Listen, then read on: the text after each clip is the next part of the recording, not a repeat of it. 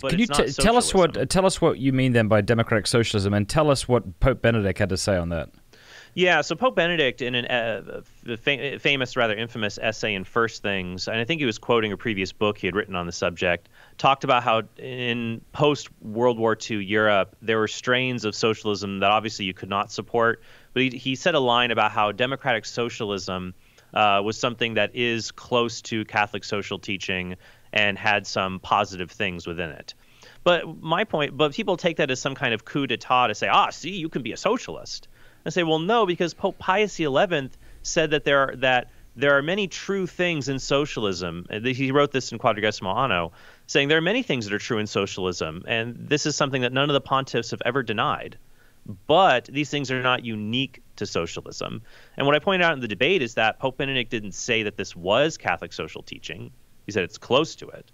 And he never encouraged people to become democratic socialists. And what he's referring to, that word is so elastic. Yeah, help us understand what that means. Well, it depends who you ask. That I think in the context Pope Benedict is using it, he's talking about the generous welfare state and protecting the rights of workers, like to form a union, for example. Yeah. Because like I haven't looked into this stuff at all, but when I hear democratic socialism, I hear like we all vote as to how the money that we all make gets to be allocated. That's closer to true democratic socialism. So you'll hear people who will argue I'm a democratic socialist, like David Bentley Hart, for example, wrote in a New York Times editorial something like people need to, I forget the title of the article, but he basically said people need to calm down and stop freaking out about socialism. Yeah. And in the article he said socialism is just another word to describe the sane governance of the national purse, which means that just the government spends its money wisely to help people. Fine.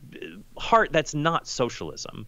That's just could someone critique what you're trying to say here, Trent, in your book, and saying, yeah, sure, the way socialism might have been defined and the way you're defining in the book may not be appropriate, but is anyone defining it that way today? Like, is AOC like recommending true socialism? Is anyone that we can consider a socialist on the political stage in America today advocating for a socialism that you're condemning?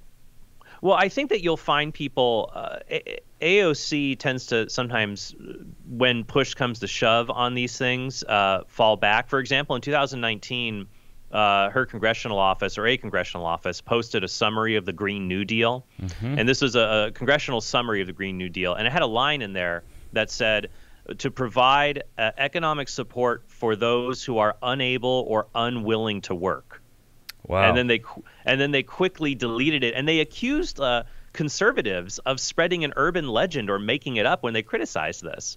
And then in my book, I mentioned this, and I quote as the source for this a author at Vox, it was a rather liberal publication, saying that it's not that bad of an idea, and he tries to put forward these reasons why maybe someone should be supported by the government if they choose to not work. And one reason he gave was maybe they want to see if they're a really good author. So you and I should subsidize that. So the thing is, I believe, especially when you get to like the city council level, like lower local municipal offices where there's less heat, there are socialist candidates who would argue for true democratic socialism. So imagine we got three things here: welfare state, government makes a safety net for people, which we already do have in the United States, and Australia to a larger degree, probably. Absolutely, and also in the Nordic countries. Though what's funny is people say we should be like the Nordic countries, and I pointed out in the debate, well, the Nordic countries have a generous welfare state because they're economically prosperous. Sweden has more billionaires per capita than the United States. So we have one billionaire for like every 530,000 people. They have one billionaire for every 425,000 people. So, that they need that economic prosperity to pay for all the welfare programs. So they're not antithetical. Then on the other spectrum would be the statist one that everyone seems to agree. We don't want Soviet Union. We don't want Maoist China. And I watched a previous debate where Sam said he's not a statist. We don't want the government running everything. And so if you go to the online platform of the Democratic Socialists of America, which I quoted in the debate, they say we don't want the state running everything. We don't want a giant state bureaucracy. What they want, it seems to me, is mandated worker cooperatives. So that would be the idea that worker cooperatives, and there's a lot of different forms of these, where workers either equally own and manage a company, so that they have equal rights to say how the company is governed. They get everybody makes the same amount. And you see this in hippie vegan bakeries and stuff like that have like 10 people. And so everything has to be decided by committee. It's not like one person in charge. You all get together every week and you vote on what's going to happen. And it's incredibly tedious because it's inefficient and things can't grow. Larger companies can't do that. So they'll have things where employees can share in their shareholders, so they get stock dividends from the company when it does well, things like that. So worker cooperatives make up about 1% of U.S. GDP. About 12% of workers are in some kind of cooperative, but most are not. And so that's why I asked in the debate, I said, well, Sam, could a Catholic support a policy that forced all employers to be worker cooperatives, even if the employers and employees don't want it? A lot of people will say, I don't want to start my own company. I don't want to own a company. I don't want, because a lot of people, Matt, in the debate between socialists and capitalists, the socialists make it seem like the capitalist is high on the hog and has no fear. Like, he owns the factory and the laborers are at his beck and call, and he's completely set, and he can money just comes to him, and the labor, as somebody who quit his job 3 years ago and is now self-employed and is running a company, that's not true. No, Pope Leo XIII put it this way. He said, labor needs capital, capital needs labor. And we also shouldn't think of capital as a magical thing that capitalists just happen to have. Capital is just another word for money. It's either a liquid asset you have, or it's a material that you have purchased. So you've exchanged, like, look at yourself, Matt Fradd. You have pursued vigorous labor podcasting, and that has generated capital in the form of income that you reinvested into your work to buy this fancy Nikon camera I'm watching on, which looks stunning, by the way. Absolutely. Except it shows all the flaws. But yes, it is stunning. Yes, I did do that. Yeah, and so that's the thing. You've traded, and you didn't just pick it up from your capitalist buddies at the capitalist club or whatever. You exchanged labor for it, and so you contract out with other people to make your podcast possible, and then you compensate them for the work that they have done. So it's a reciprocal relationship, but it's not like they have an equal part in the podcast you've created, because they weren't there from the beginning when you undertook a massive risk to start this. And because you undertook a massive risk, you're entitled to the benefits that come from that. So the point that I would make from that is that it violates the rights of private property and the principle of subsidiarity, and overlooks how markets actually work to try to enforce this sort of democratic ownership that at the one level would just be, well, all workers own their own companies.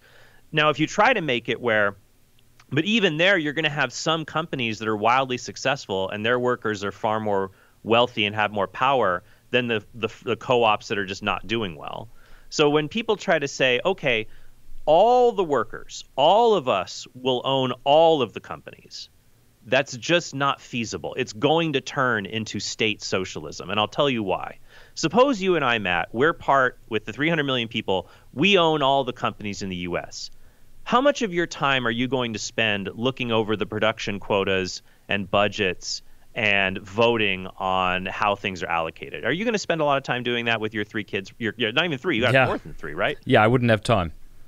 So you would probably say, maybe I'll just, you'll vote for someone you trust to do that, right? So then instead of a community, instead of all of us, because people will say, Soviet Union and China and North Korea, it's not true communism. It's not true socialism because it's not collectively owned by everyone. But here's the thing. Most of everyone don't have the time, willpower, or intellect to want to be involved in managing an entire economy. So what we will do is, we'll vote for people we trust to do that for us. And we already do that. It's called bureaucrats. And then what's going to happen is the bureaucrats we select, we're going to say, do what you think is best for promoting the common good and allocating all these resources. Well, what's going to happen when the bureaucrats say, what's probably best is if we get rid of this whole term limit thing or move these elections that are coming up, when we give them all this power. The other point I brought up in the debate about why we should be suspicious of this kind of socialism, which, by the way, under capitalism, you can have worker cooperatives. You're free to set one up. No one's stopping you. we just shouldn't force everyone to do that when that's not what may not be best for their company and their workers, hence the principle of subsidiarity. So nobody's stopping you in that regard. But when you try to impose it on everybody, things just ultimately become unworkable. Thank you for watching this clip. You can click here to watch the full episode. And I want to say a big thanks to our sponsors and to our amazing patrons for making all of this possible. Please do us a favor before you go. Click that subscribe button and then the bell. And that way YouTube will be forced to let you know every time we put out a new episode.